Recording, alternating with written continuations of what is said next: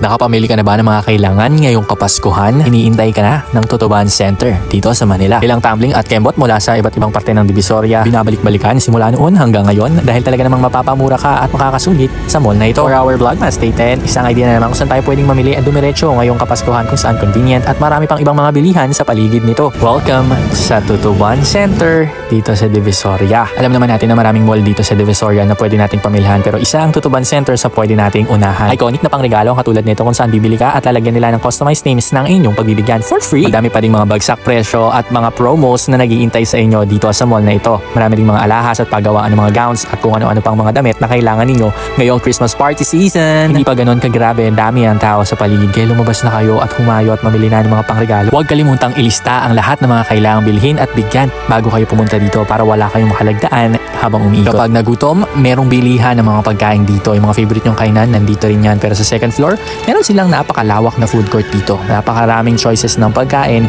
hindi kayo magugutom. Pwede nyo rin idagdag ang Tutuban Center Food Court sa inyong food trip adventure. Pansin ko lang, ang mahal ng toilet nila dito, 15 pesos bawat gamit. Kaya meron akong nakitang sekretong toilet doon sa second floor. Tandaan nyo yung landmark sa dulo. Dito, libre ang toilet nila.